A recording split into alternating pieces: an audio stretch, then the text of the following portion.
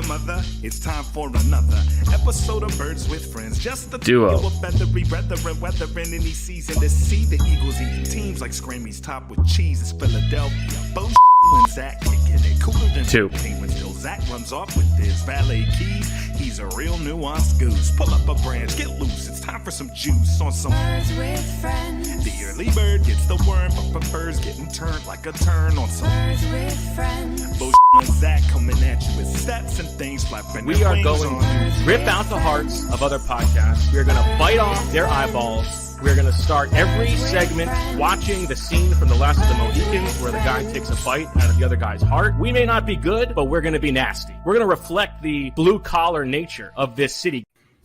Hello, everybody, and welcome to Birds with Friends on a Wednesday evening. Bo Wulf, Zach Berman, Marissa Dunn here for a bit of a 2-for-1 episode here. We're going to talk a little bit about recapping what happened in the Eagles' win against, who was it? The Jaguars. The Jaguars on Sunday. What we've learned at the NovaCare complex over the past few days. Spin things forward with a little crow on enemy ahead of the Cardinals matchup this Sunday. We'll have a Swooper sorecasting, so if you're in the live chat, give Marissa some of your suggestions, and we'll close with the Crystal Bald Eagle. Zach, how are you? Doing great. Excited for this podcast, Bo. How are you? I'm okay. I've been better, but, that's all right. Marissa, how are you? I'm doing great. Happy to have a mega episode with you guys tonight. Should be fun. Zach, I had a chance today to talk very briefly to Big Play Slay himself. And I feel bad about this one because you know what? As I thought about it, when I was noting it, my point was not that I disagreed with it or that I thought it was a bad thing. And then I went into that corner, but that was not my intention. My intention was really just to note that it was a change. And I think, it's not, he can be called whatever he wants as long as it's not late for dinner. But I asked him very briefly about it. He said, "Oh yeah, Darius Slay doesn't have enough juice to it." So he wanted Big Play Slay on the intro board. Good for him. Moa culpa for me. That's the only thing that I have to take back from the post-game pod episode. You should appreciate he wants more juice. Yeah. I just thought that it's not what he was introduced as last year. This year it is. That was really what I was noting, just the change. I had a family event last night, and Flex? I suppose that is a flex. And that pod, I don't want to call it polarizing, but there were a lot of opinions on Bo's opinions. Okay. Let's hear it. No, well, I don't want to call anyone out, but there are people who agreed with the Miles Sanders take. There were people who disagreed with the Darius Slay take. They were right. As you just referenced. The people who disagree with that were correct. The Miles Sanders take, my only point was, if that's your position, it's not a crazy position. He still has something to prove. Reasonable minds can disagree. I just thought it was an odd night to bring it up, right? It's as if on your anniversary, all of a sudden you start to air your grievances about the marriage, right? That I don't think that's rushed for a career high. Let him enjoy. You're treating this like he set the NFL rushing record or something. Well, he ran for 134 yards on 27 carries. It was very yeoman's work. It was fine. It was as good as he has looked in a long time, but it doesn't mean that we have to send him to the Pro Bowl. It was a fine game. So my only point here, and I say this lovingly and respectfully, it's not as if that's the only pod we're ever going to do, right? I mean, we tend to do a lot of these. But isn't the whole point of the post-game pod to capture your feelings in the moment? And those are my feelings in the moment, is that his best was not difference-making. Okay, so we don't need to relitigate that one. But you did bring it up, so I thought I would raise that. No, I listened to it. It was a good pod, although I must say, as I was jotting down some things to discuss for this episode, I feel like Jim Schwartz, early in Jim Schwartz's tenure. And what I mean by that is a little inside baseball here. We used to have Jim Schwartz's press conferences on Thursdays and not on Tuesdays. The coordinator spoke on Thursdays. And it was our first chance speaking to Jim Schwartz since the previous game. And it was Thursday by that point, and you would ask questions. And Jim Schwartz, it was if like that game did not exist. He literally could not answer the questions because he had totally he had compartmentalized that game. Well, he pretended to. Yeah, he had moved on, and he was entirely on to the next opponent. So they literally moved the press conferences from Thursdays to Tuesdays because it had become, I don't want to say unproductive, but it was like at that point he still remembered the game. Well, I don't want to say at that point, but we're Wednesday now. I've moved on to the Cardinals storylines. I'm working on a few stories. There's some injuries that I've been monitoring, and I'm trying to like the Jacksonville game. Seems like, man, I thought we put that one to bed. But you know, there still are some Jacksonville takes here. There's a lot to discuss this week. Just to set the temperature, if you will, which is fitting because it was Jalen Hurts. Jalen Hurts had a press conference today. And are we getting into the news, man? Is that what you're doing? No. Okay. No, this isn't news. This is just this just sets it up a bit. And at the end of, so they do the 2 questions left and the 2 questions are asked and the press conference is over. And Jalen, he doesn't get up. He says, I just want to add something. And you're like, oh, this is juicy. What's on Jalen's mind here, right? And he goes on, he starts talking about the Arizona defense. And he says, you guys didn't ask me about this.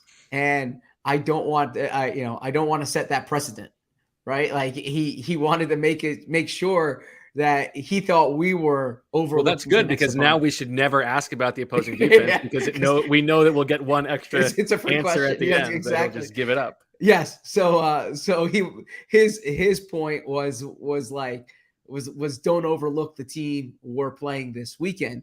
And I bring that up as a way of saying that the Eagles have a big game this weekend as well. So recap the win. Probably could overlook. Which we'll get to. I'm not quite sure. We will get to that. So, anyways, that's well, just to circle back on the Sanders thing and the timing of it, okay. As somebody says in the chat, listen, I'm trying to follow Nick Sirianni's lead here. You got to take it one pod at a time. There's no guarantee of a pod after that. You got to, every pod could be the last pod. You've only got as much pod as this pod ahead of you, so you got to treat it like that. I understand. This is not a childbirth situation where you're going to get the rest of your life with these kids. No, but it's like if a player's getting their jersey retired, and then you go on and you ask like a question that has that's not. I didn't go up to Miles Sanders after the game and say, "Hey, I don't think you're that good." Well, that's essentially what you did on the pod. You're like, by the way, you picked that night to suggest that he's not a good running back. I didn't. Well, okay, we can continue this and we can continue twisting the words, but that was not what I said. I said my thought watching that game was that this offense would be truly unstoppable if they had an actually really good running back. Okay, understood. Okay. Now, what was the split at the Berman affair? There were more than just Bermans there. So there was, and I think it was, I think it was more the entertainment of it. They enjoyed your boldness. They some people thought it was, no, it was, there were a lot of Bo fans there. There were some. There were some fans who haters. No, not haters, but some who thought you twist the knife on me a little too much. And look, that's the game, right? That's okay. You know what I say? We're an entertainment podcast here. You know what I say? Yes. God bless all my haters. So about that, we can get to that in the news segment. Yes. All right. Well, why don't we do that? Let's send it over to the NovaCare complex by way of the Philadelphia suburbs to Zach Berman, our Stone Cold newsman, for the latest on the undefeated Birds.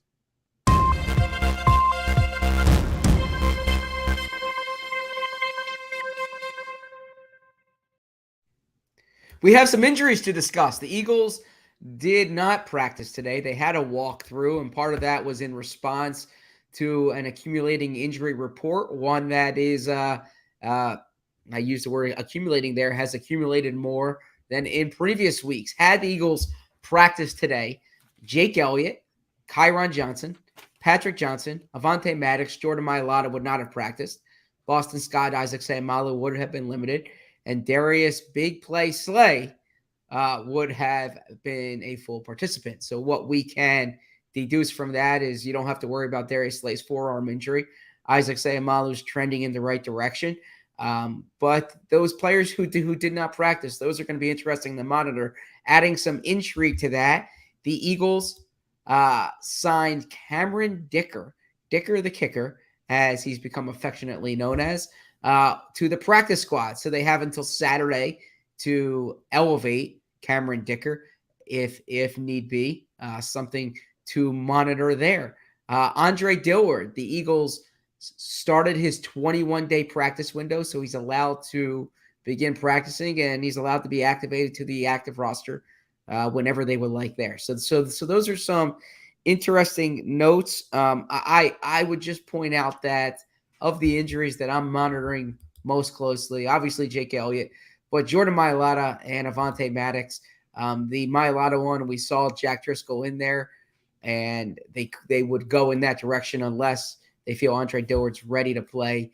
And then Avonte Maddox, they went with Josiah Scott. Jonathan Gannon said they didn't want to disrupt two spots there, but Avonte Maddox, there's reports out that injury might stretch a bit here. So anyways, back to you at the desk, but that's what's going on at the NovaCare complex. Oh, real quick, I was a premature back to you at the desk. Hassan Reddick was named NFC Defensive Player of the Week, giving the Eagles the Defensive Player of the Week for 3 consecutive weeks. So for those who were skeptical of this defense or wondered whether they would have more production this year, 3 consecutive weeks. And I believe that's the first time since the early 2000 Bucks. I need to look up the exact year, but those were prolific defenses. As I don't want to say as well, the Eagles are not yet a prolific defense, but to be in that category is certainly a good sign. So back to you at the news desk, Bo. Thank you, Zach. And the Eagles have had 4 weeks in a row in which they've had a player of the week, right? And they had Jalen Hurts, the offensive player of the month. So they're just racking up the awards. Correct.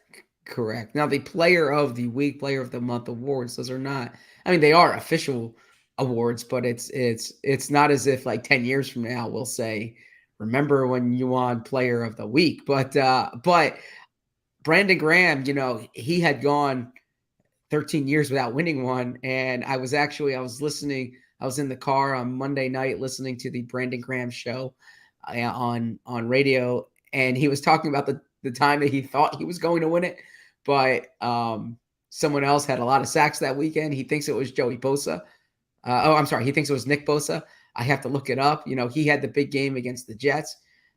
So players certainly do remember this. And Darius Slay, like I said in the previous podcast, he remembered all the times that he had won it. So it is internally, it is something that matters to them. He sort of remembered all the times that he had won it, right?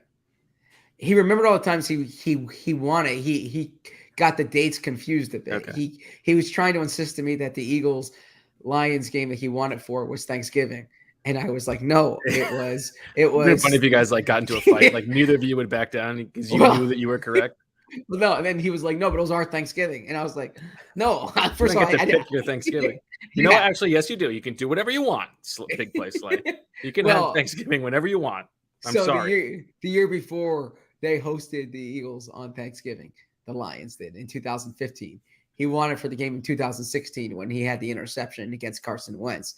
And so I think he was just confusing those 2 years, but he remembered the game. All right, let's talk about these injuries.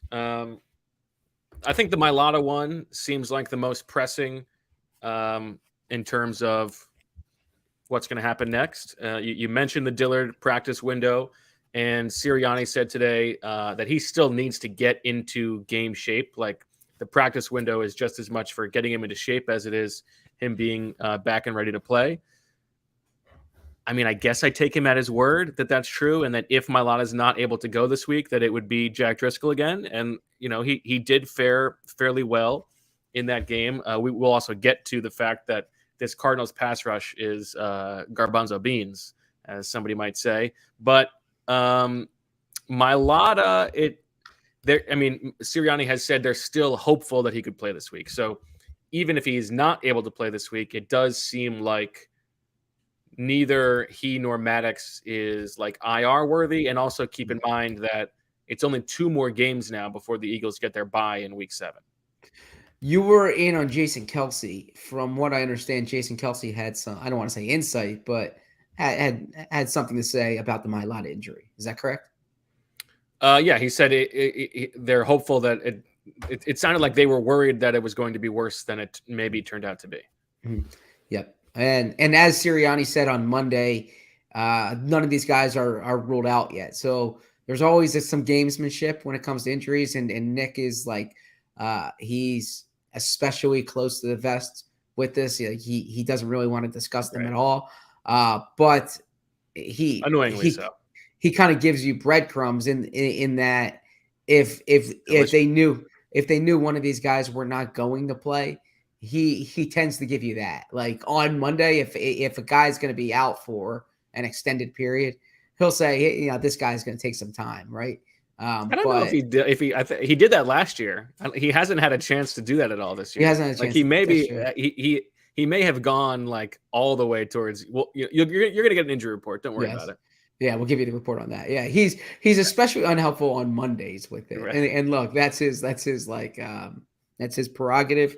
But the only thing that I like, don't pee on me and tell me it's raining is when the coach is like, well, I haven't talked to the doctors yet. Like after the game, maybe for you to say that on a Monday morning, like, who are we kidding? It's your job. Of course you're worried. Like you are more worried about it than we are. Of course you know what's going on. Yes, correct. Now what I know is that you are correct, and especially when you hear it on Monday. I do know of a coach in the past who intentionally did his press conference before he met with the training staff after the game, so he could have like the plausible deniability after the game. That way, he's not lying. By Monday. I mean, even if they had not had like the formal sit down, usually they have a sense of the injuries by Monday afternoon. Yes. So, okay.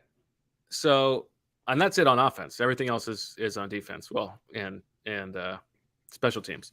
On defense, the Maddox one, again, like you could probably get away with not playing him. I mean, obviously he's going to play if he's ready, but it's not the worst thing in the world if he takes another week. I think it's probably a good sign that they didn't put him on injured reserve before the last game, because they would have had a chance to maybe only sit him for 3 games and get him back.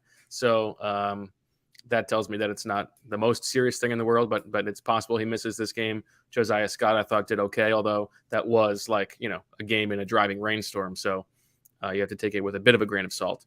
But the Slay is good news, especially since he left early and didn't return. I think there was maybe a little bit more concern externally about that one. Correct. And I'm curious. I don't know how much we discussed this in the post-game pod. What did you think of the decision to put Josiah Scott in there as opposed to moving CJ Gardner-Johnson to the slot? I thought it made sense because especially – CJ Gardner-Johnson's got a long way to go still. He needs those reps, and like in a 1 game like do or die, who would you rather have just purely as your nickel? Obviously, it would be Chauncey Gardner-Johnson, but you got to see the big picture here. And for one, that would also mean playing Kayvon Wallace at safety, and that's maybe not making you better than having Josiah Scott at nickel. But like, if we are ranking the 11 guys on defense and how they've played this year, like relative to expectation, Chauncey Gardner-Johnson is probably number 11. And that doesn't mean, it's been 4 games. He's in a brand new position and a brand new defense. that has a lot to do with knowing what's going on and not having to think and being more reactive. So I think there's every reason to expect that he will improve as the season goes on. But I think he needs those reps, and he needs to sort of play himself into being as good as the Eagles think that he can be. Fair take. I agree. And then kicker, you mentioned Dicker. Everybody wants a fun nickname for this guy. I go by Dicker, the Charlie Kirk liker, but that's just me. We talked to him today. He said he's been keeping in shape. I don't know. I think Jake Elliott has a good chance to play, but you need to bring in a guy just in case. Out of curiosity here, do you think that there's anything to the fact that the kicker that they signed for the practice squad is one who other teams have actually scouted as a punter and has been viewed as someone perhaps with more punting upside than kicking upside? I think I don't. Okay. Because I think if you were going to bring in a punter, there are better punters. Okay. Right? Mm-hmm. Maybe it makes sense if you're signing a guy whose only job is to be an emergency guy. Like if Elliott's not ready, this guy has to play. If this guy is like a break glass in case of emergency player, it makes sense for that guy to be able to do both because, what if Aaron Siposs, strains his groin on the way to the stadium? You have a guy, I guess you can't do it on the day of the game, but if he does it on the flight, you can activate him on Saturday. Maybe that makes sense, but I don't think that they're bringing him in to like take Aaron Siposs's job. I think there are better punters on the street. Okay, and I just asked because, well, I do agree that there would be better punters on the street, but it could also be one of those things where, they worked out a veteran punter, Michael Pilardi, a few weeks ago because they wanted the left-footed punter, right? And so it could be one of those convenient things. Well, let's at least take a look at somebody else. Yeah, that's true. At our might as well. Yeah, that's a good point. Yeah, like an apples to apples comparison here, because it's not as if he's someone who's like a kicker who punts on the side. In the pre-draft process, he was viewed almost by some teams as more of a punter than a kicker. I think that is a good point. If he's going to be here anyway as an emergency backup, you might as well get the free look. Yeah, at him as a punter. That's fair. I just don't. I don't know. We'll see. I trust the punt runs, and I think that Pilardi is like a solid punter if you're going to bring. Well, just I mean, to your point too. There's other free agent kickers that they could sign to their practice squad, right? So, so of all the kickers, Michael Badgley went 4 for 4 for the Bears in an emergency situation. Yeah, like in all the what's the expression in all the gin joints and all the land, right? Of all the kickers and all the land, they had to choose the one that punts. Just something to think about. Okay, fair enough. I like that.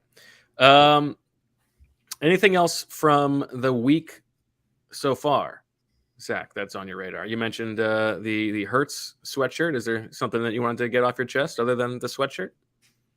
No, I received a lot of questions about that when he wore it. And for those who are unfamiliar with what we're discussing, I was tuned in. Bo was tuned in. Perhaps Marissa was tuned in as well. I haven't asked her yet to the Manningcast when Jalen Hurts was on. We were all watching, and you had the call. That's right. Marissa, I sincerely apologize. Zach. I sincerely apologize. Marissa, get on him. Yeah. He won't sleep tonight.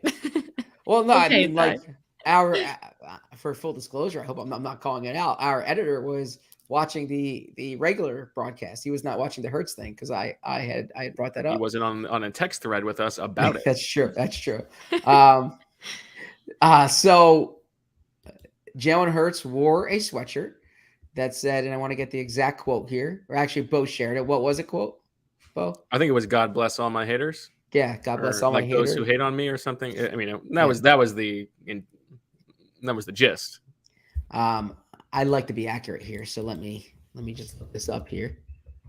Are you inferring that I don't like to be accurate? No, but if I'm the one who is reporting on this here, uh, How dare you? it's something that I should have had up here already. But it was a gold sweatshirt, and it said, "Heard such reports." God bless those who hate on me. God bless In those the who hate chat. on me. Thank you. Sorry about that. Not good podcasting there. And What do you so think, he was, Zach? You think there's a God? So he was asked about the Manningcast, and it was brought to his attention that he really didn't get into storytelling mode there, and he He kind of worked said, so hard to be uninteresting.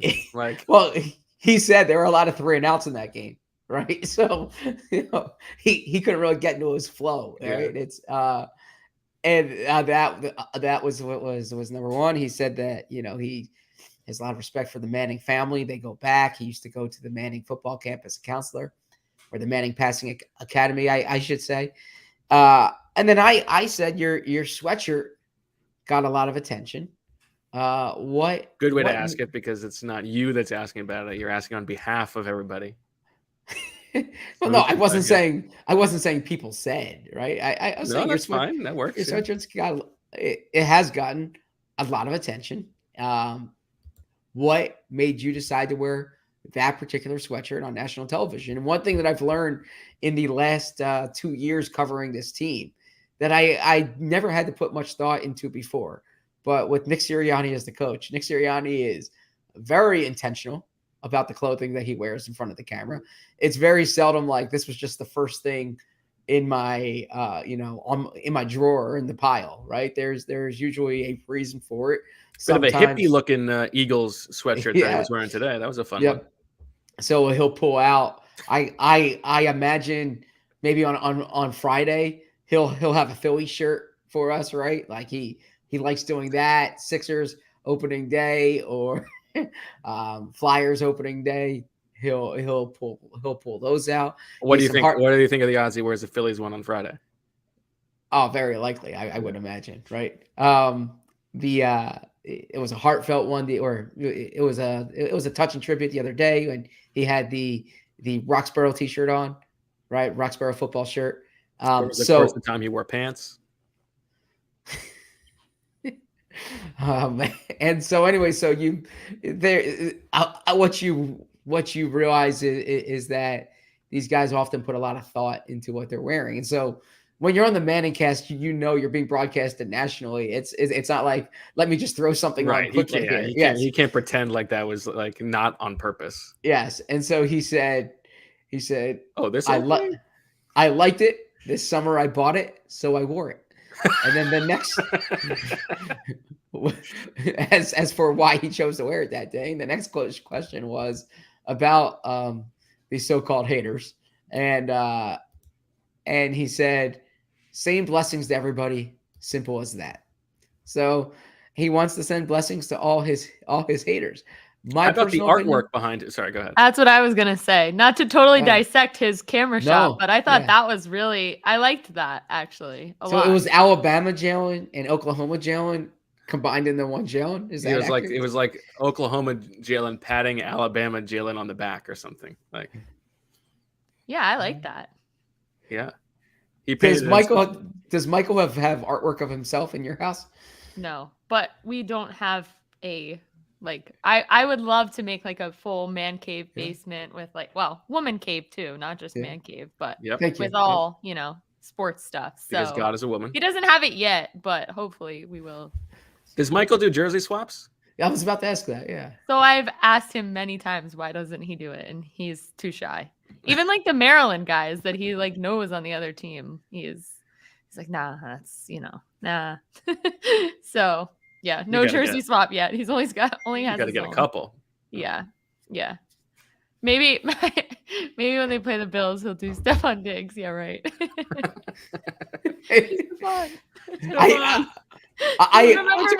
Go Terps. I always do wonder, the boldness that it would take, that because the opposing high profile player, he can only do one jersey swap, right? Like he can't bring. So it would be funny if like when they play the Packers, if Josiah Scott went up to Aaron Rodgers and wanted to do the jersey swap, right? Or if this weekend, if Aaron Sipas went up to Kyler Murray and wanted to do the jersey swap, right? So the gravitas that sometimes it requires to, Michael Dunn he's an eligible lineman. He started a playoff game, so he has a certain amount of gravitas. But if they were playing the Eagles, like Michael Dunn would be more like swapping jerseys with Jack Driscoll as opposed to swapping jerseys with Jason Kelsey. It would be bold to like he doesn't even want to ask anybody, Yeah. like somebody he knows, let alone somebody he doesn't know. So I don't know. I don't know if those conversations like happen before the game, like, hey, we're gonna swap jerseys. I don't really know. I can ask, but we have zero. So Zach, if you had to, on the Eagles' remaining schedule, if you had to swap shirts with an athletic writer post game, who would you choose? Swap shirts with an athletic writer post game. Yeah, I really don't want to be swapped. Like I don't have collectible shirts the shirts that I'm wearing are part of my wardrobe. I don't have an equipment maybe manager then you have to think about like whose shirt replenishing my you would shirts. want to wear. I don't want to wear someone else's I figured you'd shirt. go for like a Schneidman. You get the Syracuse connection. Okay. Scheidman's. you could swap shoes. You could get his Crocs. That's true. They're probably a little too big I feel bad for him. He'd have to wear my shoes in that situation.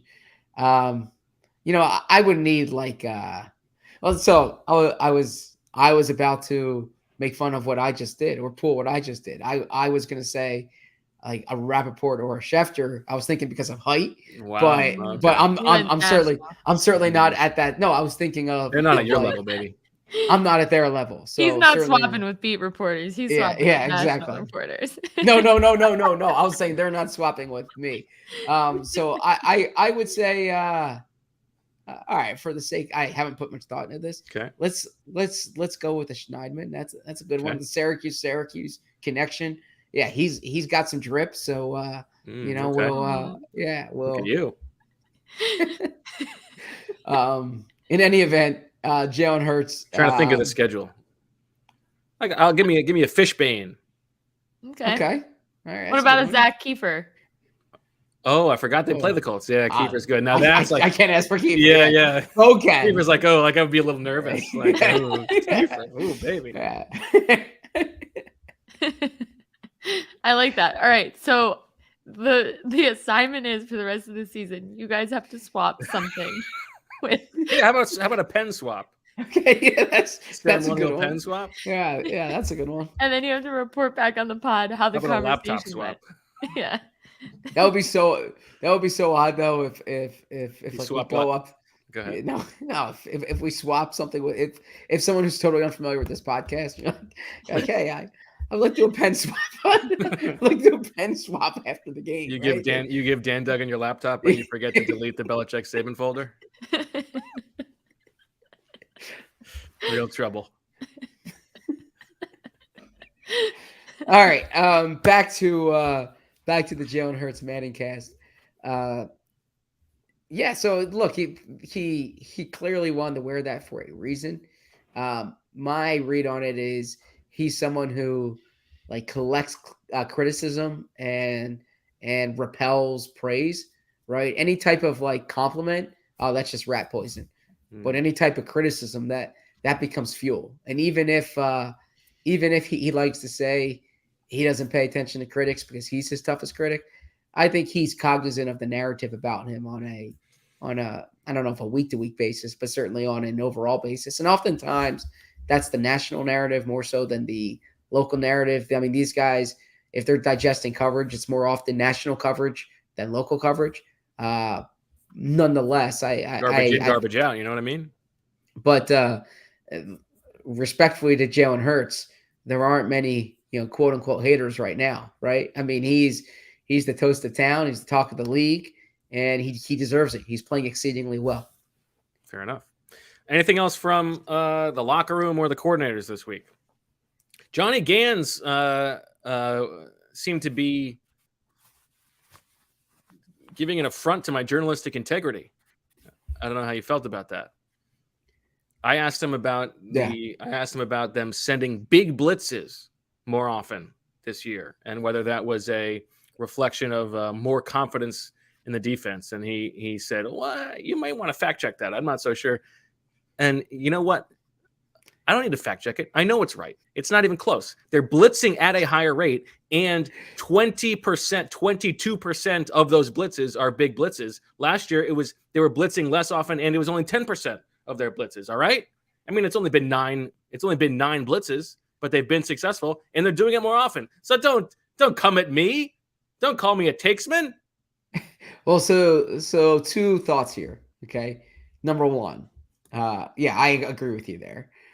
Jonathan Gannon, he tends to be Like, I don't have a true media login, Johnny Gans. Come on. No, his position in from what I understand in the past is what we qualify as a blitzer. He might not view as like a designated blitzer, right? Someone who, let's say, is supposed to be. Is he just doesn't. He supposed to be thinks covering they're the going to run. watch this press conference. And Well, to be on their radar. so this is the second thing I was going to say. Coaches all around the Eagles building, Jonathan Gannon included, Nick Sirianni included, need to give the opposing teams a little more credit. Okay. I totally agree. There's this idea that like any question we ask is revealing some type of competitive advantage or certain topics that as if, Right. like what Coach Flynn was saying about empty last week, right? We can't tell you that on the record because other teams will know why it's working, or Right. blitz percentages, or certain things with penalties. And I'll simply say this: they have access. Like, you know how your quality control coaches work hard.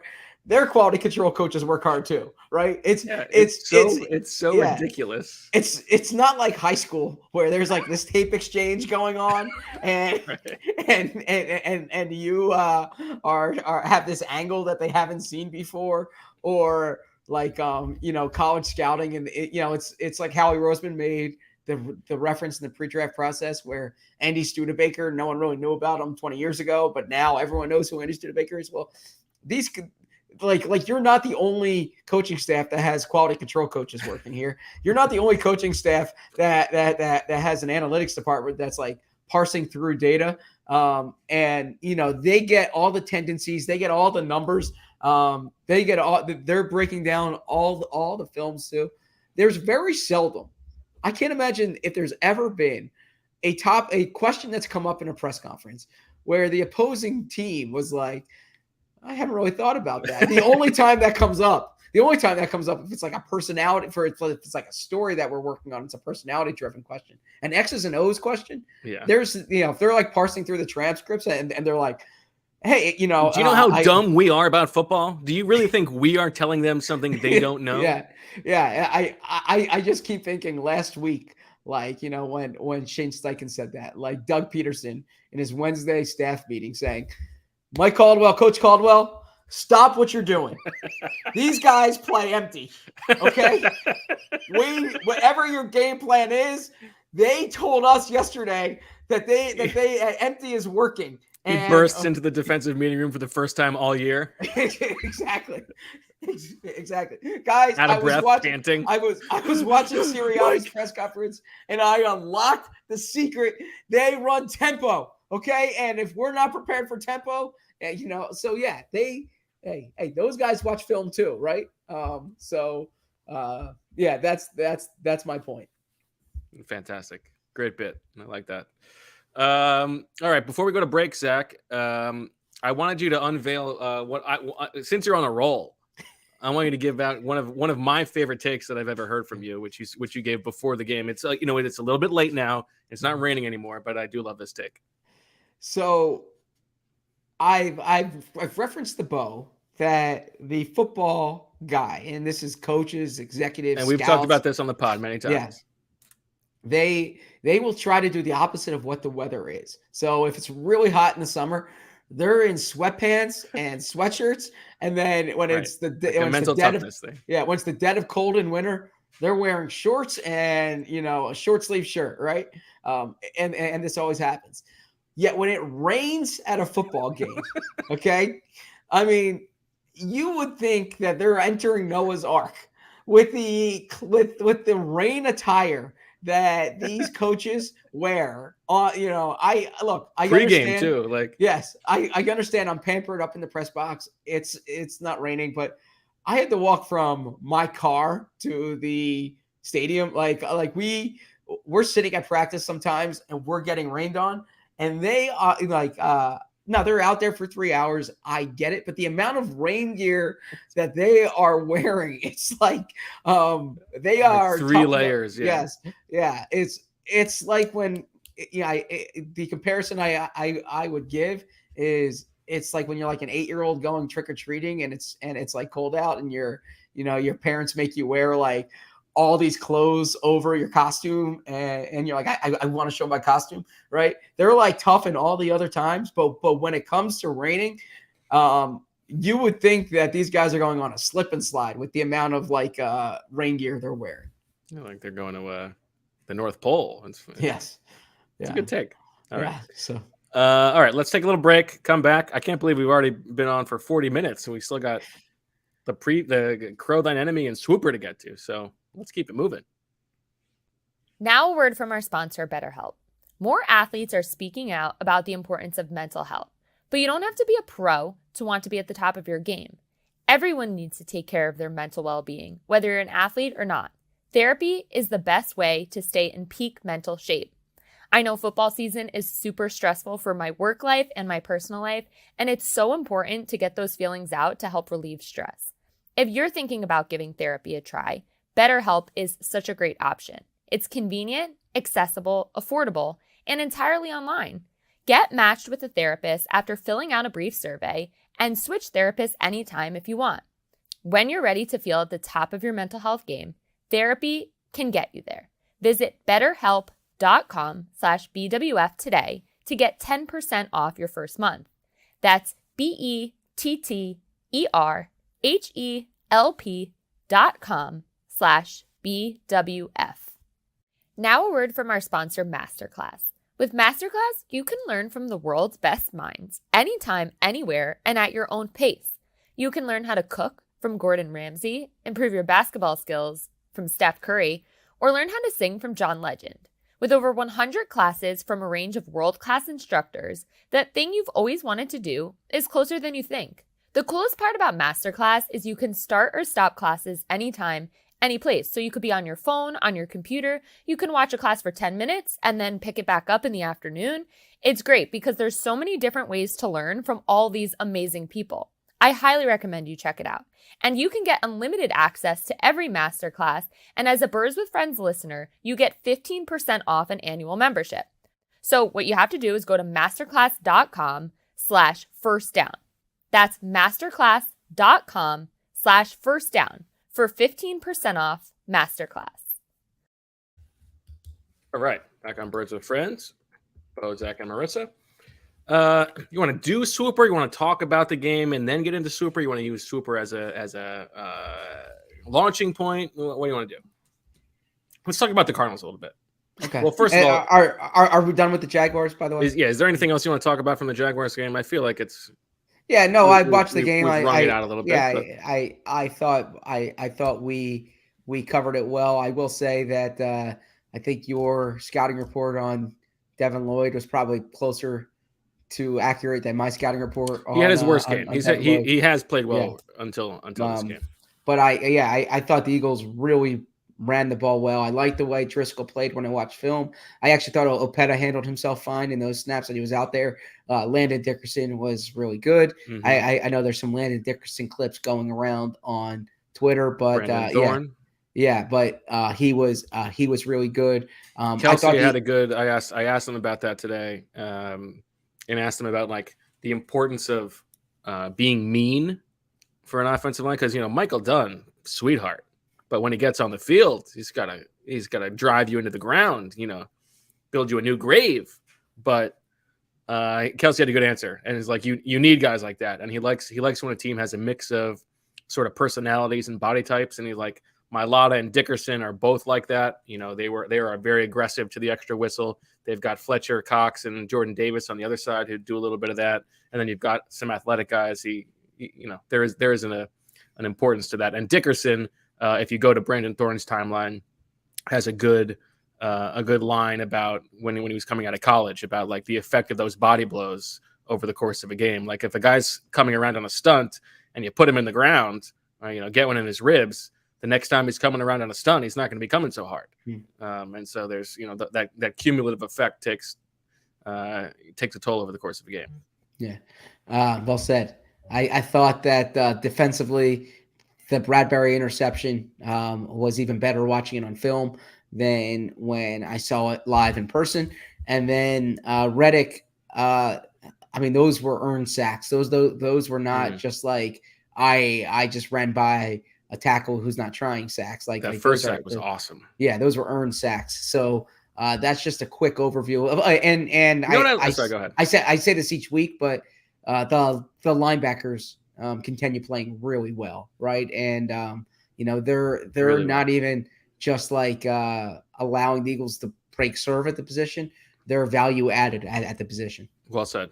Very well said. I think that's right. I was going to say about Reddick, the one thing, this is like I think Chris Long has talked about this before, but one thing I'm curious about is like, Reddick said that move on the first sack, like he was setting that up all game long. That sort of pin pull thing, and it was beautiful when he did it. But it wasn't until the fourth quarter, and so like I'm curious about like the timing of that. Is it you really like that? Definitely wouldn't have worked if you did it in the second quarter. Like you can't do like is that you really can't do that move multiple times, or it's like you really want to save it for just one time because it's going to hit that time and it's a big play. I don't know. It's a good that question. Chess match is fun. Yeah, I like that. Anything else? No, I think a few days later, that's a general overview, and I think we can move on to the cards. Okay. So last week it was like, you guys, you got to really understand that this Jaguars team is pretty good. Like, I know it's the Jaguars, but through 3 games they've been really good on both sides of the ball. Like, you got to take them seriously.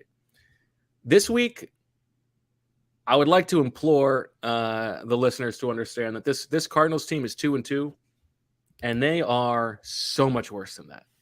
This team is very bad.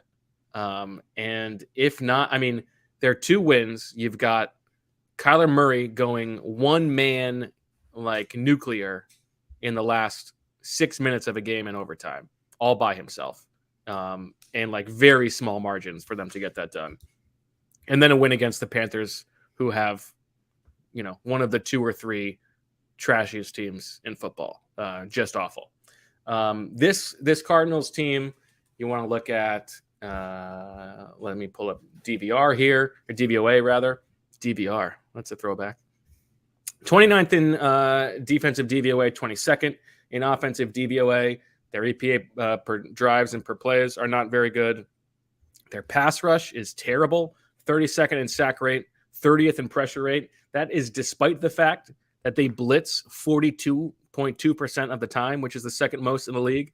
They are desperate to get after the quarterback, and they cannot do it.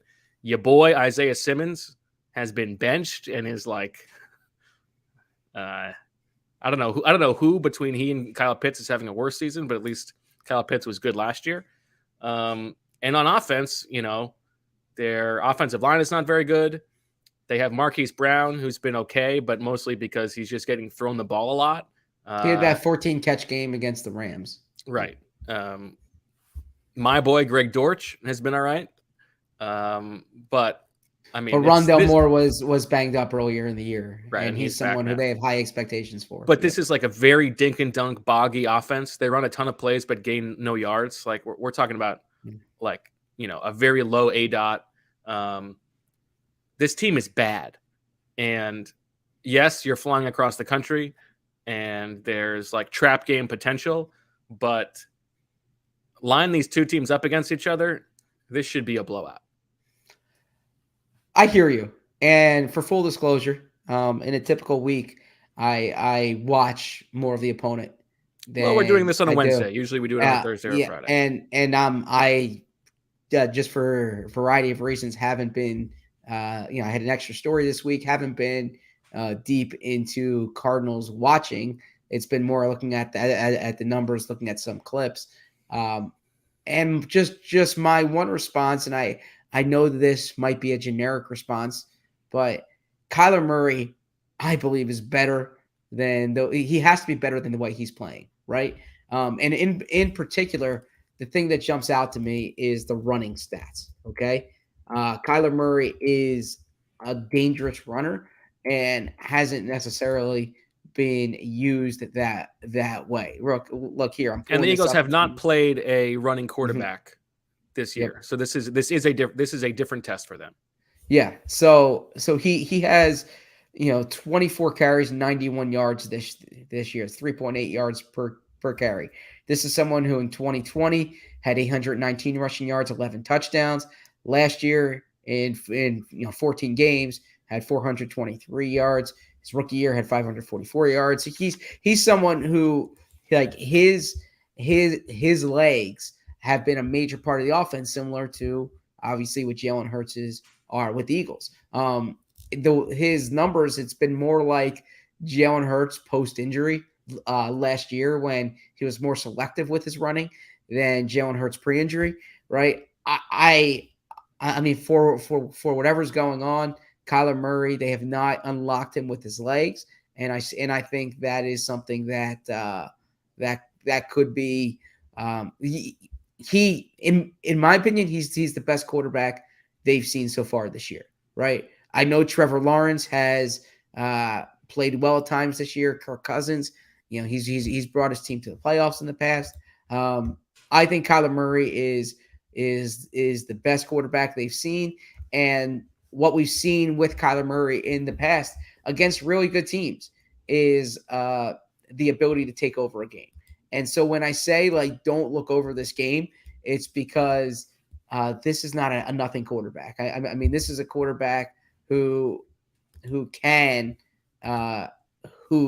be a major difference maker. And so that's my pause here.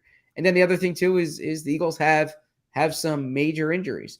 And if you're out there without your starting left tackle, if you're out there without your slot corner, right, there's a handful of things that could happen. Now, where I will kind of criticize this Cardinals roster building is their recent drafts have not given them nearly enough. I'm perplexed by Isaiah Simmons' lack of production in the NFL here. They took Zaven Collins in the first round last year. They took Rondale Moore in the second round. A year ago, they let Christian Kirk walk in free agency, understandably so, because of the contract that he got. They traded first rounder to get Hollywood Brown, who's been good for them, but then they don't really have that second option, right? AJ Green's been banged up throughout the year. Rondale Moore, who I kept hearing was AJ Green from the Bengals from 20 years ago? from like 5 years ago. But yeah. Rondale Moore, he's someone who in the preseason what's that? TJ Hushmanzada? I kept reading well they were actually I think it was more Chad Johnson and TJ Hushmanzada who were together, not AJ Brown and TJ Hushmanzada. I understand. I'm just saying Bengals wide receivers. Chris Collinsworth. I wasn't in on that bit. I'm sorry. Rondale Moore, I kept hearing they were going to use him almost like a mini Debo, and that hasn't been the case yet, right? James Conner, who was like, I don't want to speak in hyperbole here and say prolific, but was really productive for them last year. He's just like nosedived here. They've been using Eno Benjamin more. Benjamin, a former shadow draft selection. I like that. They have a lot of big names, like we mentioned. I mean, JJ Watt's still playing at a decent level, from what I understand. So my guy Dennis Gardeck. Yeah, he's the Kapadia pass rush index star. They have Marcus Golden on the other side. Byron Murphy had that big game against the Raiders, the overtime win. He was involved there. I've always been high on Buda Baker, but yeah, this is a team that high on that Buda. I've always thought highly of Buda Baker, but I agree with you that they're a team that's probably stronger in name appeal than in production. Certainly the numbers bear that out. They were a playoff team last year that fell flat on their face against, the Rams, was it? And so I hear you. Just my reason for pause is that I think Kyler's better. I think Kyler's better than the way he's played. And if he has one of those, I don't want to call it vintage Kyler games, but the Kyler games that made him earn that big contract, then that can be a great equalizer. I think that's right. It is truly a one-man team. Mhm. Like, and if this game is going to go south, it is going to be Kyler Murray doing it pretty much by himself. One other note for you, Zach.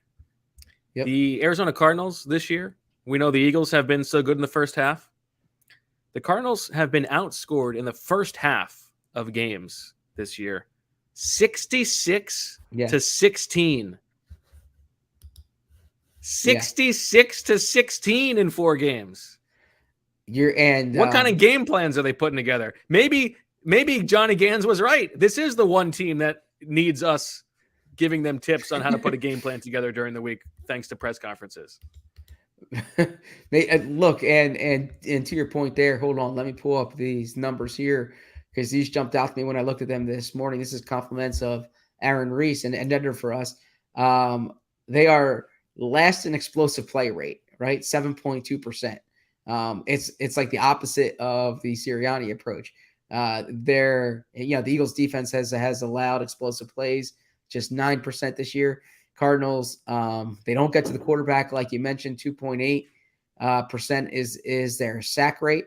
And they're giving up a ton of big plays too. Yes, yeah. The Cardinals defense has allowed explosive plays at the league's highest rate, 15.6%. So Sirianni they use that term double positive, and then all of a sudden, we in the media use it like everyone understands what they're talking about. And the double positive basically means winning the turnover battle and the explosive play battle. But the Cardinals are not high on that list. The first quarter stats were crazy when I looked at that. And then, by the way, getting deep into the Eagles' second quarter stats, for full disclosure here, I had a note about it in today's notebook. But we talk about how much the Eagles are outscoring opponents in the second quarter. They have 85 second quarter points this season. And the number 2 team on the list is 48 points. But 40 of those 85 points have been scored in the final 4 minutes of the second quarter. The Eagles' point differential in the final 4 minutes is 33, right? And then the next highest on the list is 14. So that just goes to show you the Eagles are putting teams away in the second quarter. I shouldn't say putting teams away. They're taking their lead that they're not really building upon in the second quarters of games. All right. Why don't we take our last break? Everybody, take a second to get yourselves ready, because when we return, Dane has set up another trap for all of us. We'll see how we handle it. Swooper Swordcasting coming up after this break. Imagine having one extra day every week, more time to cook healthy meals, work on that novel, or just binge some good reality TV. Now, I probably wouldn't binge some good reality TV, and the novel for me would probably be nonfiction, but I would watch more football. I would listen to more podcasts. I'd read more books. You get the point. Well, now it's all possible with ClickUp, the productivity platform that'll save you one day a week on work, guaranteed. ClickUp began with the premise that productivity was broken. There were too many tools to keep track of, too many things in entirely separate ecosystems. There had to be a more productive way to get through the daily hustle. ClickUp is the one tool to house all your tasks, projects, docs, goals, spreadsheets, and more. ClickUp is built for teams from 1 to 1,000 plus. It's packed with features and customization options that no other productivity tool has, so you can work the way you work best. Whether you're in project management, engineering, sales, marketing, or HR, ClickUp has easy-to-use solutions that create a more efficient work environment. Join the more than 800,000 highly productive teams using ClickUp today. Use code BIRDS to get 15% off ClickUp's massive unlimited plan for a year. meaning you can start reclaiming your time for under $5 a month. Sign up today at clickup.com and use code BIRDS. Hurry, this offer ends soon. Now, our next partner is a pretty cool product. Let's talk about Athletic Greens. If you're looking to get better gut health, more energy, or stronger immune system in a really easy, natural way, you've got to check out Athletic Greens. I'm sure you'll all agree that most of us are not huge fans of having to take a bunch of pills or vitamins in the morning, but with Athletic Greens, you can get rid of all those extra vitamin bottles and finally make some room in your cabinet. Athletic Greens is an all-in-one solution, and you'll really enjoy getting your daily vitamins.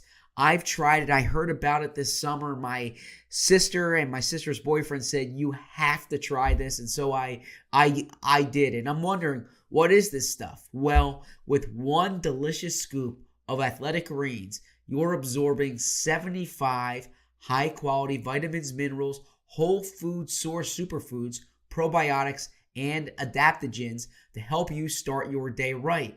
The special blend of ingredients supports your gut health, your nervous system, your immune system, your energy, recovery, focus, and aging, all of these. It's lifestyle friendly, whether you eat keto, paleo, vegan, dairy-free, or gluten-free, and it contains less than 1 gram of sugar, no GMOs, no nasty chemicals or artificial anything, while still tasting good. It supports better sleep quality and recovery and supports mental clarity and alertness. It's the one thing with the best things. Athletic Greens uses the best of the best products based on the latest science with constant product types and third-party testing. Right now, it's time to reclaim your health and arm your immune system with convenient daily nutrition, especially heading into flu and cold season.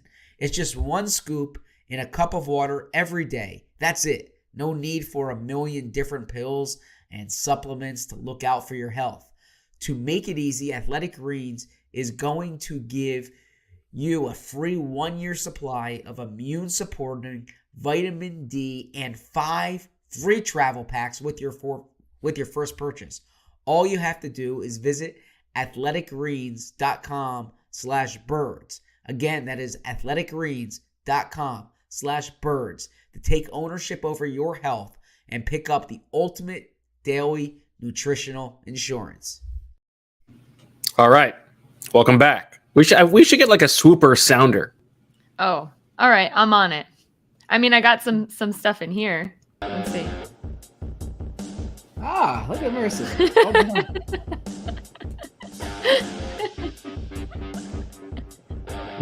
We'll come up with something better. Not bad. All right. Wait, a real quick disclaimer on Swooper. I just want to say to everyone out there, I appreciate all the emails and Twitter DMs that I've been receiving regarding Swooper strategy. I'm a little behind in responding, but I promise you I'll get back to everybody in the next 72 hours. Your dryer's done. Yeah, thanks. I'm also responding to my editor about a story. So maybe tell me what the reception was like at the big family gathering Swooper last night. Any well, I actually discussion had on a that? question for you guys because I would love your takes on this. Sure. If we're trying to kill some time. So obviously Aaron Judge hit his 60-second home run, and apparently some company is offering $2 million for it. If you caught a record home run ball, what would you give it back, or would you sell it for something like that? I just feel like this. First of all, that like guy who caught it is already like filthy rich, right? A billionaire, yes. Yeah. But if you caught a record-setting home run, what would you do with the ball? It's a good question. I don't know if I'd be in position. Yeah, I actually haven't thought about that. I would take it. This is a I would big take the money. I would take the money, right? Like wow. I'm is surprised. That, like it's your ball at that point, right? Like it's, you caught it. I understand giving it back, but I mean, $2 million. I don't know. I'm trying to think here. I haven't workshopped this. What is the reason to give it back? Because that person hit the home run and it's their piece of history. Well, so everyone in my family chat said they would give it back.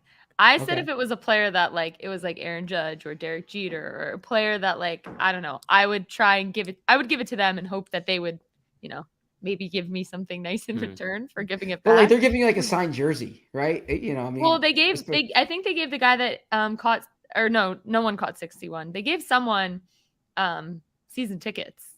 I forget what. I'll Yeah, be I mean, honest with you. well, Yeah, I'm sorry, Bo. You go. I mean, depending on if there was like something serious going on in which like we really needed the money, not that like no everybody needs $2 million. I would my inclination is to like hold out for something nice from the person, but give it back. What? Season See, tickets. I thought the takes would 100% be reversed. Yeah. I'm trying. I'm a big Hall of Fame guy. I'm like, I know that this is like I definitely would not give it to the Hall of Fame. This is the romantic in me. I'm not just giving it to the Hall of Fame, but I now we can also debate, Marissa, like how seriously we're celebrating 62. him being I seventh mean, it's on the the all-time home run record, list. right? He's not number the home run 7 record. Yes. on the list. Not on my But list. No, just kidding. I agree. My inclination is Aaron Judge deserves the ball. I certainly don't want to seem selfish here. I mean, I haven't thought about this honestly. I probably should have thought more about this. It's a good question, and I don't want to like I respect. I would never steal something from somebody and then sell it, right? But if you catch a home run ball, why are you not? And someone's offering you $2 million. The only downside is you want to give it back to the guy who hit it, like the home run, the Hall of Fame thing. Come on, if the Hall of Fame wants to display it, the person who buys it from me can give it to the Hall of Fame on loan. I'm just curious, why are people paying $2 million for the ball? What? Yeah, I don't know. It said, I guess. Yeah. It was a story. My cousin sent it to me from. It says auction house prepared to pay $2 million for Aaron Judge's historic home run. And ball. if the auction house if the auction house is paying $2 million for it, then they think they're going to get more from it in auctioning it. Look, I certainly don't want to seem like what's the opposite of altruistic here? Selfish. Yeah, I certainly don't want to seem selfish. Some truistic. Yeah. No truistic. But I gotta be honest with you. If I was sitting, like you're sitting in outfield in that situation to catch the home run ball, right? Yeah, I mean, no one's buying those tickets for the game when he could hit the 60-second home run just because they like that vantage point. They're also like trying Aaron Judge is about to make $1 billion. Like if he really wants the ball, he could buy it himself. They're trying to catch. They're trying to catch the home run. So if I'm sitting in those seats, I'm going there to catch the home run. Yeah, I gotta I like to think, I contribute to charity. I contribute my time, my resources, but like I would sell this. I would sell it. I contribute to charity. Yeah, I would sell it. Yeah, I'm sorry. I would sell it for the $2 million. I think if I didn't have like reasonable. a personal feelings towards like, oh, that's like my team. That's, one of my favorite players. Like if it was Derek Jeter, I'd hand the ball back instantly. But if it was just a random, I mean, it's obviously never going to be a random player if the ball's worth $2 million. But I just thought that was interesting. I was wondering your two takes on it. So yeah, although yeah, I mean, I will say this: if I was the player who hit the home run, I would feel so bad taking that ball back from someone who could sell it for $2 million. I would be like, man, or or woman, whatever. I would never call someone woman. So woman. I would say. So that's like that's just what you refer to Emily as around the house. I would say, you got to go sell this ball, right? Like you got it. Go sell. Where's my Schneidman pen? Yeah. All right. Well, that was a good filler. Are you ready for Swooper now, That was Bo? good. Yeah, let's do it. Okay. All right. So I'm very excited. A tie last week, following a tie the week before, means 3 points are up for grabs here as we go through the items that we are going to bid on, whether they're going to happen on Sunday's game or not. Zach has no turkeys to carry over, so he enters with 24. Marissa has 4 turkeys left over. She will have 28 with which to bid. I have 2, so I will have 26. I believe it's my turn to go first this week, and so I will do 'cause I so. think Zach went first last week. My first submission: the Cardinals defense will have 0 sacks in this game. As I mentioned before, 32nd in sack rate, 30th in pressure rate. They will have 0 sacks of Jalen Hurts or any other quarterback in this game. 1. 2. 3. 4.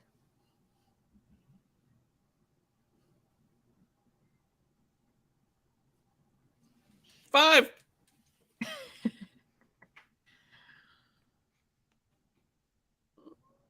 6. Ooh. I don't know. I mean, You Dennis know, I like Garnick- a game where I can bet on the Dennis offensive Garnick is line. So let's That's go. right. Yeah. Run like a house on fire. It's a good one, Marissa. You got a little extra turkeys to spare. We do. You know what? I got to remember that this is the one thing about Swooper I do want to improve. We got to try to keep it moving a little bit quicker. So Yes. Okay. 6 going once, 6 going twice. Sold to Marissa. 0 Okay. Cardinal sacks. That's a good one. Something I want to add in there, and I had this in my notes today, Lane Johnson, who has not given up a sack since week 11 of the 2020 season. And it's really since week 1 of the 2021 season, because after that sack he gave up in 2020, he went on IR. His ankle collapsed on that sack. But I was talking to him about that streak, and he said a lot of it has to do with a running quarterback, right? He gave Jalen Hurts the credit. He said the rush lanes from the opponents like change considerably because of what Jalen can do. So just something to keep in mind there. I thought that was interesting insight. It also has to do with the fact that Lane Johnson's the best right tackle in the world. So and maybe the best tackle in the world. Yep. I've been curious about. I don't know if this is leading to anything, but Shane Steichen said something about Jalen Hurts' touchdown run the other day about how like they zoned up everything, and that opened up a little lane in front for him to just have just enough time to get into the end zone. And I'm curious about, from a play design standpoint, how much do they just rely on Jalen Hurts' rushing, scrambling ability as a purely extemporaneous thing?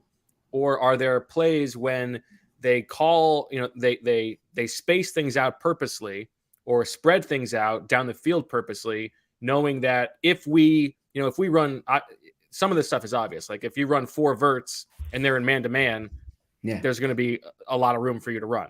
But are there specific spacing things that they adjust or think about, knowing that if the defense plays it one way, well, then Jalen Hurts is going to have an easy scrambling opportunity. I don't know. I don't know. As you asked Nick today, right? And he didn't have the Cardinals. The Cardinals are listening. Defense is watching, so they don't want to. You don't want to give Yes. away the whole game. But yeah, I thought just the thing that I'm thinking about that I don't really have an answer for. But that's all. All right, Marissa, why don't you go next? Okay. Great submission here from the chat. The Eagles have a player of the week. Oh, now we are clarifying that it needs to be an official NFL player of the week and not a Bo Wulf player of the week. Yes. I thought that was clear, but thank you for clarifying. Okay. 1. I think I got that. I think 2. Marissa got it. Okay. But she has it What? now anyways. No chance. I mean, what are the odds? I mean, this Cardinals team is bad. Could happen. 2 going once. 2 going twice. You got it. Yes. All right. That was a bargain.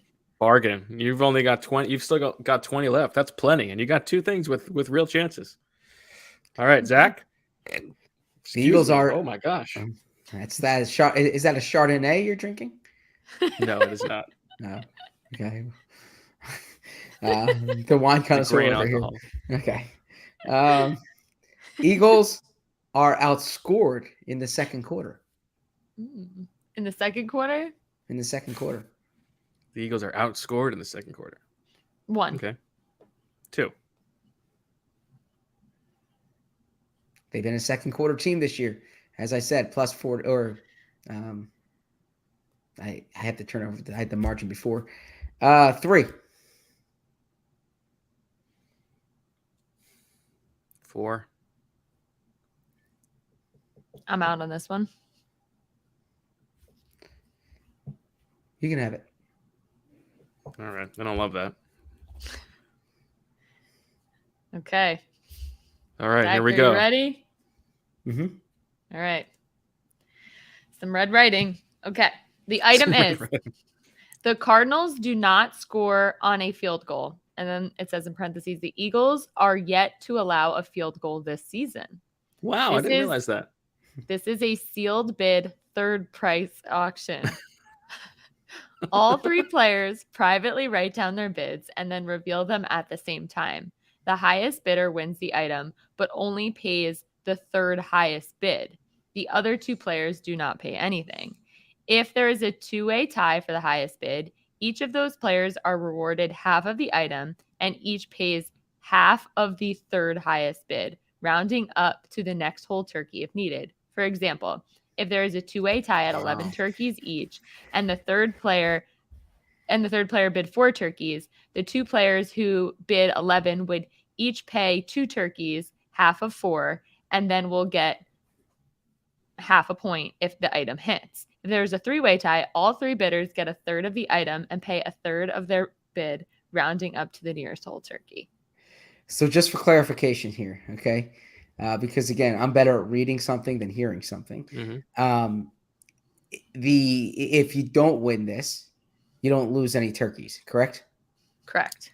Okay. If you But bid 2, yeah, I bid 3, and Marissa bids 4.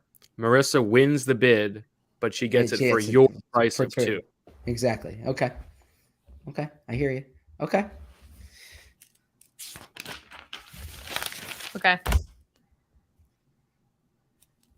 I'm pulling up a number on my phone because I have yet to have a pen next to me.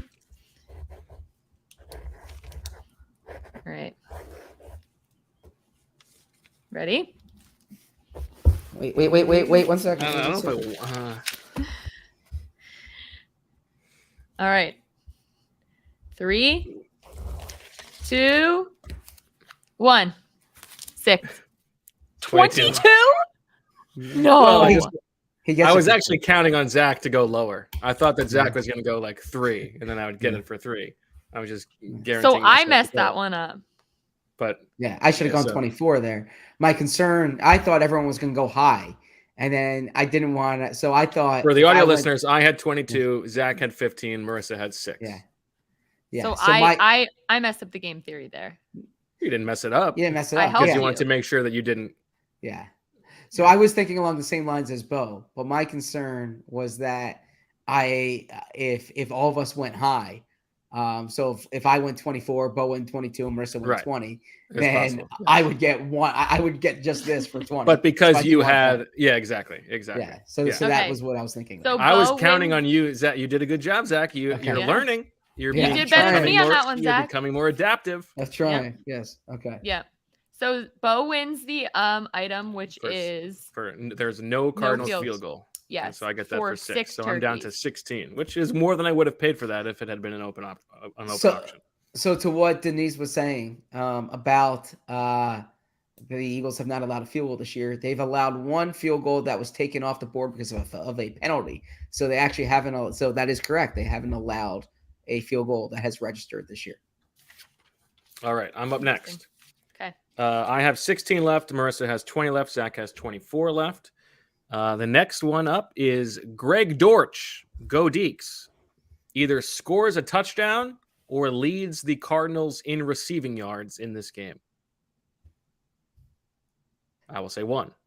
And remember here, the Eagles might be playing with a backup slot corner. And he also is, he lost a ton of snaps last week to Rondell Moore. Yep. 2. Greg Dortch, go Deeks. Former Jet. Marissa, 2 for this. You could be really racking up good items and still have 18 turkeys left. But I don't know if I want to go Challenge 3 for it. Dortch. 2 going once. 2 going twice. 3. Zach? I'm 3 not going once. engaging in this one. 3 You going got it, bro. twice. All right. To be very honest, I didn't even hear the full question, but I was like, 2 turkeys. I'll throw it in there. So once you got to 3, I'm like, I don't know. Okay. All right, you're up, Marissa. All right. There was a lot of submissions like this, and it was very hard to pick one. But I think I got to go with this one. And this one's submitted from Greg, and it's he had a Syracuse orange mascot, Otto. That's what his name is, right? Okay. The Phillies score more runs combined in the games they play against the Cardinals than the Cardinals score against the Eagles. Ooh, that's a good one. Yes. Mm. So Phillies, Cardinals, Eagles, Cardinals this weekend. Wild card round, best of 3. So You gotta that hope will it goes play 3. that will play a role in this. Yes. Yeah. That's a good one. 1. 2. 3. Something to follow. The point of this is to have Yeah, to something, have at something to stake here. follow, Yeah, yeah. exactly. 4. 3. Pained look on Zach. You don't have any items yet, Zach. You got 24 turkeys. It's a long season. It's a 3-point week though. Yeah, it's a 3-point Yeah. week. Root for those fills, some Schwar bombs. What if the Cardinals score 3 points? 5. 5 going once. 6. Ooh, spicy. 6 going once. 6 going twice. Offensive explosion from the Fightins. Cardinals have some arms. Sold to And those Marissa. things. Okay. It's a good one, Over Marissa. 3 games? You never know. I mean, it could go 3 games. It could go 2. Yeah. Yeah, it could go 2. All right. All right, Zach's I got like that one. 24. Marissa's got 14. I've got 13. Zach, it's your proposal. So Zach Ertz, of course, old friend Zach Ertz, records a 100-yard receiving game. And I found this out from a question this week in the A podcast. very bizarre question during the video call with Zach Ertz.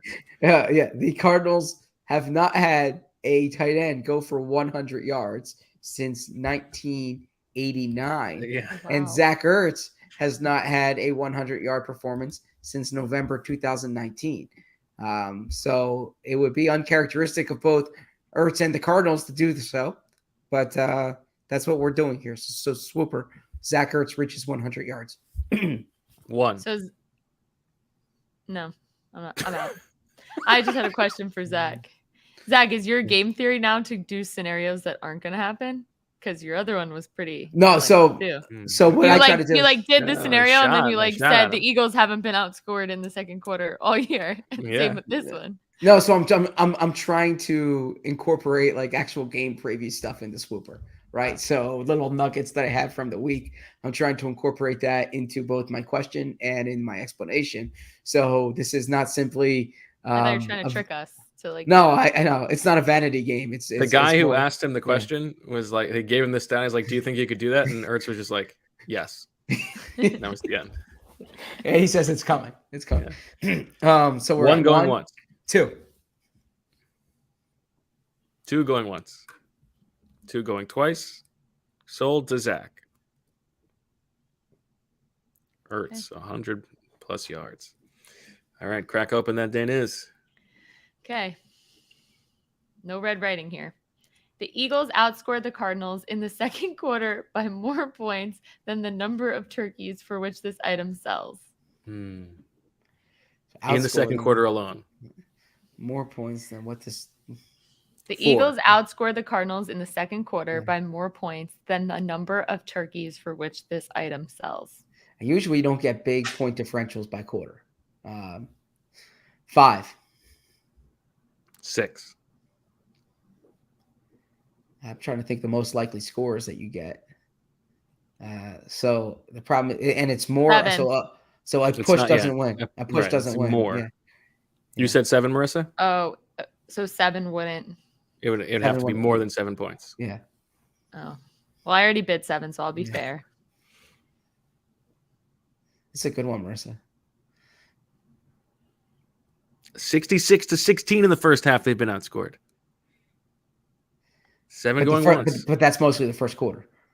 Not all the first quarter. Yeah, but mostly. Plus the Eagles' explosions have been in the second quarter. Yeah. I need to get in the game somehow, but there's a whole nother round to go here.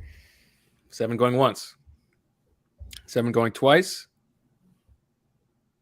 Sold. Marissa, you were going to win this week. I hope so. A lot of pressure. That was a good one, Okay. Marissa. All right. My last one. Both quarter flips, so when they change sides between quarters, happen on the same odd or even yard line, meaning it's either both even or both odd. Does that make sense? Explain it one more time. So when they switch quarters, the Uh-huh. yard line, the official yard line that they switch quarters on, sort of switch sides on at the end of the first and third quarter, Mhm. both yard lines are either even Oh, or both odd. okay. And One. there is okay, 2. I don't no, please finish what you're saying because I imagine you're providing some type of data. Well, I was going to say you would think that this is a 50%, but it is just a slightly less than 50% because there's a chance that you could like score a touchdown on the last play of the quarter, and so there wouldn't be a flip. What if 3. it's at like the 50? That counts That's as even. even. That's even. Yeah. Oh, okay. 3, 4. 5. Zach's finally interested in a silly one. Well, it's 50-50. So, I mean, in theory, it's 50. I know you just explained it, but 49. it's very close Yeah, to probably 50-50. probably Yeah. about 48, 49. 6. 7. I'm out. How many does Bo have? I have 13 left. You have 22.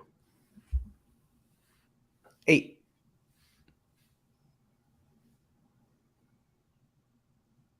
Come on, we're trying to accelerate this here. So Oh, the jockey smacking the horse, the thoroughbred. 9. 10. 11. Wow. You can have it at 11. Oh, wow. I thought you were going to go a little bit more. Wow. All right. All right. I got 2 left.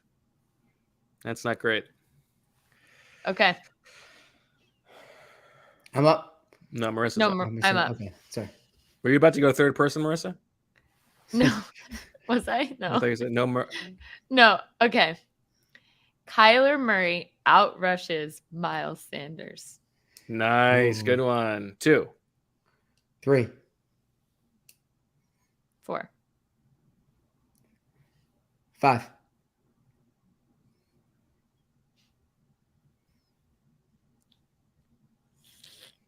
5 going once. You got it, Zach. okay. Oh, that's a good one. The chat was on fire today, and there was like a lot of other good ones that I was between, but Okay. So this one's the opposite of it, and we know that Bo won't be bidding on it. Miles Sanders rushes for 100 yards, for at least 100 yards, giving him back-to-back 100-yard games, the second time that occurs in his career. 2. 3. 4,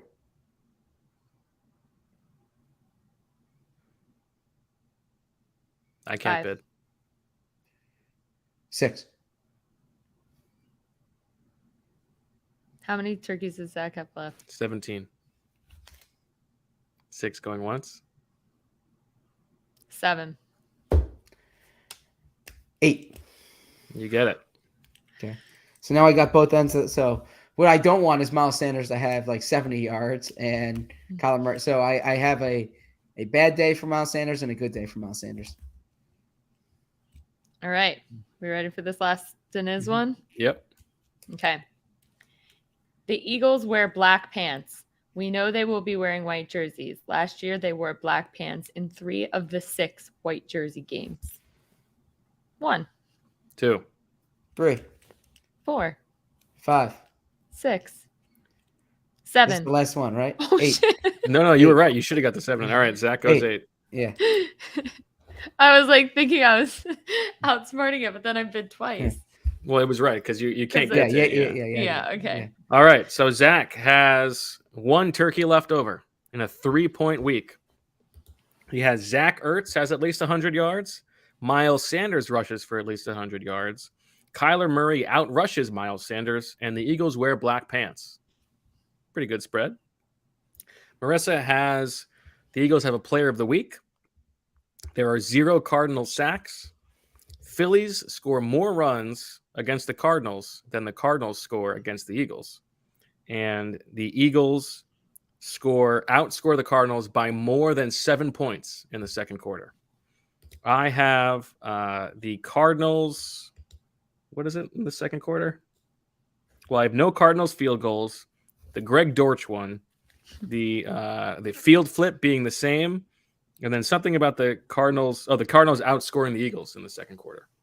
And I have 2 turkeys left over. Marissa has 7. So Wait. a lot of hoops. Oh, yeah. You have the Cardinals scoring the Eagles. So I see Lucas in the chat says that the Eagles that it's already confirmed they're wearing white pants. So I just wasted 8 turkeys, perhaps. But I could be wrong here. I don't know if it's been confirmed. Yeah, I haven't seen that. But Okay. yeah, the other day. It's a little early for them to put out like the jersey stuff, I feel like. But... Yeah, it was a Friday a few weeks ago, and a player I will not name because I don't believe this was on the record. And it was like a high profile player. Okay. He says, hey, he's I guess packing up or doing whatever he's doing. And he says, was it Jeffrey? It was a player.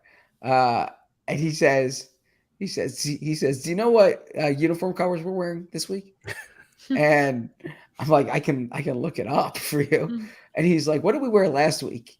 And I told him what he wore last week. He's like, oh yeah, that's right. And it was such an odd conversation, right? Like there's the equipment staff is literally right there. You know, it takes 5 steps to ask the equipment staff, but I was sitting waiting to talk to someone else in the locker room, and he asked me instead. Yeah, I'm gonna tell you. I'll give you a little teaser for the story that's coming out tomorrow because I've already told you this story, Zach. But speaking of funny locker room interactions, I have a story on Dallas Goedert coming out tomorrow. Can't wait. And I talked to his mom for the story, and I mentioned after I talked to her, I said to Dallas, "Oh yeah, I had a really nice conversation with your mom yesterday," and he goes, "Oh yeah, nice lady." Like such a funny thing to say about your own mom. Like, true. Yeah, she's a nice lady. She is a very nice lady, but yeah, it's accurate. Yeah. Okay, so I do have an update. Thanks to Squidward in the chat. The Cardinals are debuting their black helmet, black jerseys at home against the Eagles, according to this article from July. So assuming that the Cardinals are wearing all black, I would say the Eagles might not be wearing black pants. Yeah, but it was the last one. He had to pay for it to get it. Yeah. So we'll see. We'll see. Yeah, they still could. Yeah. I think Jeffrey likes the black pants. So why do you say that? Why do I say I think he likes those black pants. Where is that coming from? Do you have intel on this? Yeah, he said in the past that he likes the black helmet. He likes the black jersey. You know, he likes the black jersey. Yeah. So I imagine he likes the black pants as well. I feel Jalen like Hurts. You're leaving something unsaid here. Jalen Hurts last year asked Jeffrey actually to wear the black pants, if I recall correctly. Is that accurate? I don't remember. Okay. All right. We'll see. All right. Let's get to our crystal ball league predictions. Is this a 405 or a 425? 425. 425. So 125 there. That's right. Yeah, Arizona's got one of those funny. They don't do daylight savings time, so right now it's 3 hours behind. But when it's daylight savings, it's only 2. So true story. We were there once, and someone can fact check this, but I believe this. Unless I've conflated things, we were there once during this period. Really? Where it went from 3 hours to 2 hours. Like this Saturday night when it flipped? Yeah. Oh, that's so funny. either the Eagles were playing there. If someone, I mean, I can't imagine anyone wants to look this up, but Well, you said it was a true story, and you also made a point of making sure that you give correct information. So you better have your either dotted and your I's the Eagles were playing crossed. there, or it was the week before the Eagles were playing there in 2011, and I was there doing a Kevin Cobb story. So it was either the Eagles played there in 2012, they played there in 2014. I didn't make the trip in 2020. There was another trip mixed in there. And then I went there in 2011, as I said, for that Cobb story. So one of those times I remember being there, and it went from 3 hours to 2 hours while I was there. I hate time zones. They really confuse me. So there's a great West Wing episode. If any of our listeners are West Wing fans as I am, where they're in Indiana on a campaign trip, and they missed the flight because they screwed up the time zone. So, what's your favorite West Wing episode? My favorite West Wing episode, there are so many, but my favorite West Wing episode is, excuse me, it's probably the one where it's Christmas in the White House, and Toby lends his jacket to the homeless veteran. That was probably my favorite one. And just to circle back, is there a God? To quote Rudy, what was the line from Rudy that the father said that there's only two incontrovertible facts. There is a God and I'm not him. I can only confirm the second one. I am not him. So I don't know the answer to that. We're staying away from that one. But yeah, look, we're staying away from that one. But yeah, sure, yes. Yes. Sure. Yes. I mean, I followed along for a reason. So let's say yes. Okay. You followed along? Let's wrap this up here. Okay. Why don't you give us your crystal ball eagle prediction? So point spread in this game. Let me pull up my point spread data here. It's 5.5. And Eagles, which I feel like is low, right? No, for the road, you think that? Okay. Yeah. Oh, for the road, I guess. And the over under is 48.5 here. I like the Eagles to win, and I think they're the superior team. Yeah, the injuries concern me, and a hot game from Kyler concerns me. So I'm going to hedge here, and I'm going to pick, at least on this pod, I reserve the right to change my mind by Friday. The Cardinals to cover. Okay. So I am going with Eagles. I seem to go 28 every week. So let's go with Eagles 31. Eagles 31. Cardinals 27. Oh. Okay. I think the Eagles are going to blow this team out. I know that things are finicky, but they've passed every test so far. This Cardinals team is not posing many difficult questions to them. Maybe you're worried that Jalen is smelling himself going on the Manningcast. I don't think that's a thing you need to worry about. They're God injured. Bless the haters. But even those injuries against this team do not seem particularly worrisome. We talked about the pass rush, so even if it's Jack Driscoll left tackle, I mean, that's not ideal, but I think they'll be able to work around it. I think that this Cardinals team is the organization is a tire fire. I mean, Kingsbury's got nothing going for him. As you already talked about the bad draft picks from Steve Keim.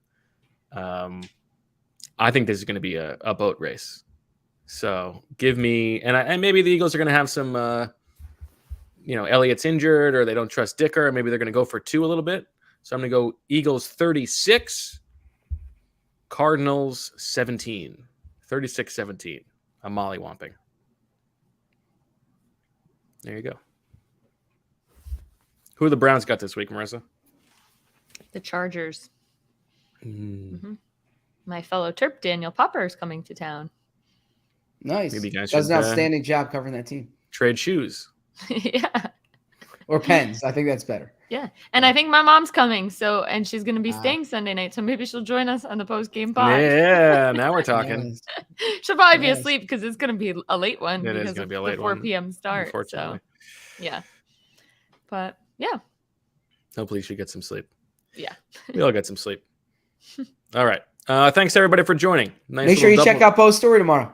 Please check that out. I I'm mean- excited for that one to drop.